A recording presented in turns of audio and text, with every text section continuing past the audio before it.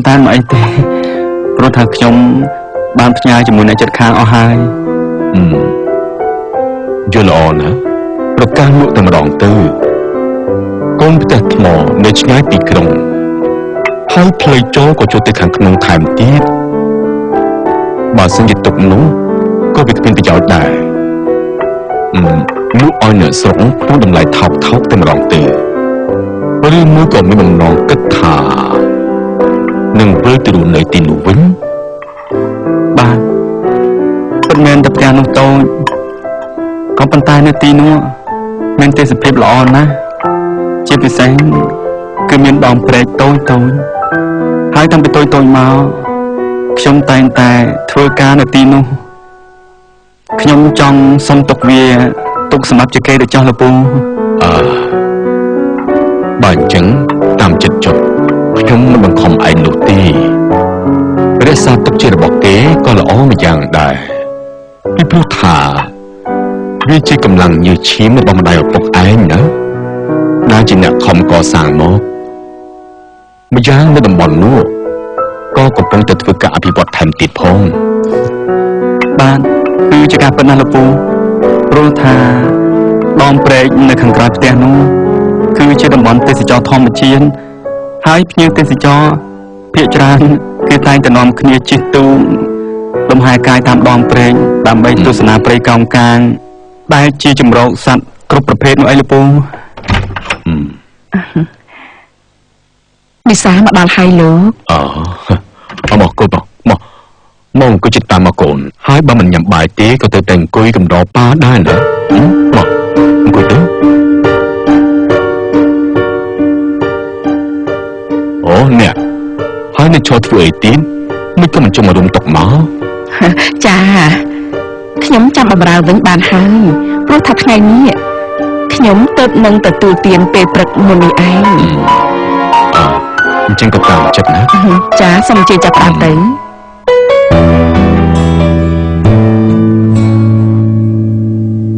ដំណក់ទឹកភ្នែកទាំងសោកសង្វាលជឿផ្សាងឹតស្នេហ៍កំហុសខ្លួនឯងសូមផ្ដល់ឱកាសសាងរបានខ្លាំងណាស់ប្រលឹង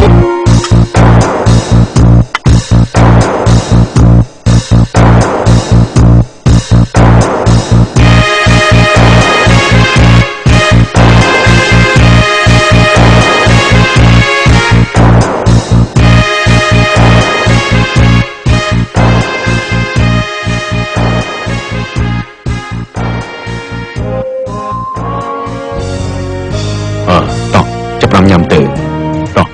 ញ៉ាំទៅសុំទោសលោកពូខ្ញុំមានសំណូមពរមួយចំពោះលោកពូបានទេសំណូមពរអីដែរទៅខ្ញុំមិនលាក់បាំងទេ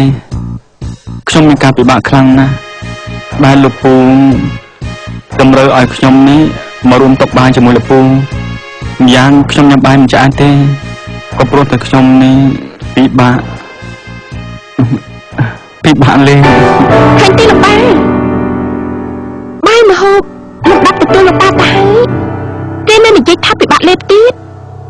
ប៉ានេះលោកប៉ានៅខំជំរុញគេដល់ណាទៀតទេការដែលខ្ញុំនិយាយថាពិបាកលេបនោះគឺមិនមានន័យថាមហូបមិនឆ្ងាញ់នោះទេលោកពូប៉ុន្តែពូយល់ហើយពូដឹងតែឯងនេះពិតជាមានការលំបាកក្នុងការដែលពូឲ្យមកទទួលទានអាហារជាមួយនឹងពូណាក៏ប៉ុន្តែចំណែកពូវិញណាពូសប្បាយខ្លាំងណាស់ដែលមានមនុស្សមកញ៉ាំកំដរពូឆ្វេងស្ដាំបែបនេះជាពិសេសណាគឺឯងហើយនឹងនីសាហើយបើមានរបៀបនេះរហូតតទៅនោះជំងឺបេះដូងរបស់ពូមិនចាំបាច់ព្យាបាលដោយថ្នាំក៏វាជាដែរណាប៉ុន្តែគ្រួសារយើងគួរតែចាប់ផ្ដើមចេញពីចំណុចនេះតទៅហើយពីពេលឥឡូវនេះតទៅរហូតពីណាក៏មិនដឹងដែរហាមបាត់មុខអ្នកទាំងពីរ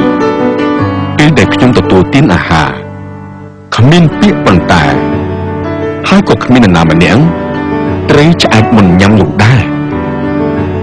ត្រីធ្វើឲ្យបានទៅ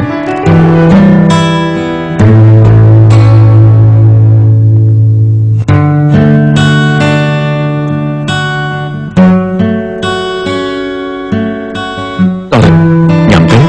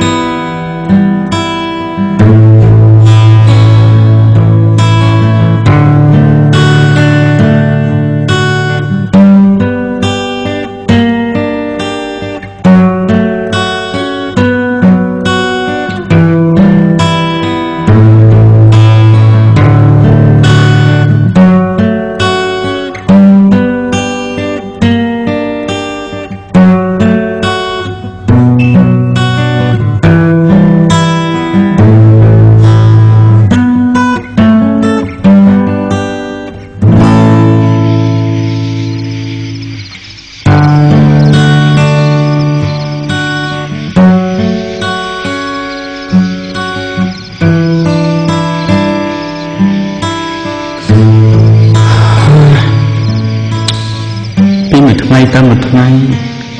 លោកពូកាន់តែធ្វើអ្វីមួយផ្លាយទៅតើលោកមានបំណងអ្វីទៅ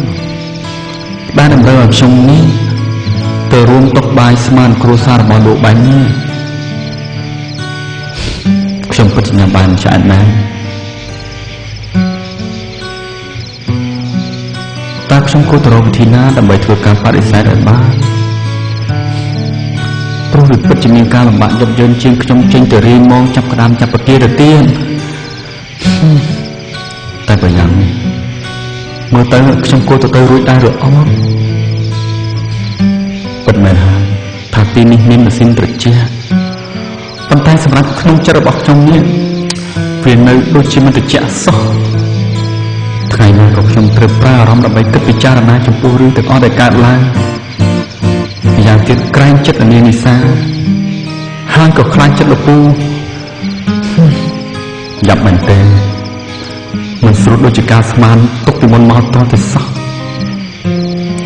ខំប្រឹងគិតពីបញ្ហាមួយក៏ធ្លាក់មកដល់បញ្ហាមួយសប្តាហ៍ថ្ងៃនេះខ្ញុំស្ទើរតែរៀនឡើងចូលទៅហើយពុកម៉ែតើគួរឲ្យកូននេះសម្រេចចិត្តធ្វើយ៉ាងម៉េចទៀតទៅខ្ញុំពិតជាពិបាកដោះស្រាយខ្លាំងណាស់លោកប៉ានៅតែមិនបានភ្លេចគិតពីគេម្នាក់នោះទេគេពិតជាមនុស្សដែលមានមន្តស្នេហ៍តាក់ទាញមែនតើខ្ញុំនេះត្រូវមានល្បិចអីទៀតដើម្បីធ្វើឲ្យគេបានធ្លាក់ពិន្ទុចេញនេះបន្តិចហើយដូចជាប្រើគ្រប់ល្បិចកលអស់ទៅហើយតែទីបំផុតគេក៏កាន់តែបានឡើងតំណែងរហូតដល់ថ្នាក់មករួមតុបាយជាមួយនៅក្នុងផ្ទះធំបើតែរបៀបនេះតែថ្ងៃនេះទៅគេត្រូវមានសិទ្ធិអ្វីទៀតដែរឬមួយក៏ត្រូវបានលោកប៉ាអនុញ្ញាតឲ្យបន្ទប់ធំមួយទៀតសម្រាប់គេនេះតែកាលពីជាតិមុនខ្ញុំនេះបានទៅធ្វើបុណ្យស្អីជាមួយគេតែបានជាជាតិនេះត្រូវមកនៅបន្តិចក្បាលគ្នាស្ទើរទៅរាល់ថ្ងៃបែបនេះក្តៅខ្លាំងណាស់ចង់តែច្បាប់កឲ្យលៀងបែបនេះទេតែបើគិតឲ្យសពគ្រប់ទៅក៏គួរអាណិតដែរព្រោះខ្ញុំនេះក៏បានធ្វើបាបគេសូម្បីតែនៅចំពោះមុខមិត្តភក្តិក៏ខ្ញុំមិនទុកមុខឲ្យគេដែរគឺមានតែម្នាក់ប៉ុណ្ណោះដែលជាមនុស្សដែលទទួលរងនៅអំពើរបស់ខ្ញុំច្រើនជាងគេចុះហេតុអីបានជាគេមិនព្រមប្រត់អញ្ចឹងណោះនេះបើសិនជាសម្ដីរបស់គេទំភ្លុំជាមួយខ្ញុំតែបន្តិចនោះខ្ញុំក៏យល់ព្រមលើកលែងឲ្យនេះដែរតែហេតុអីបានជាគេមិនព្រមចង់ឡើងជាមានពិតក្តីអាណិតស្មាត់ស្មងសន្យាទៅចង់លេងខំទៀត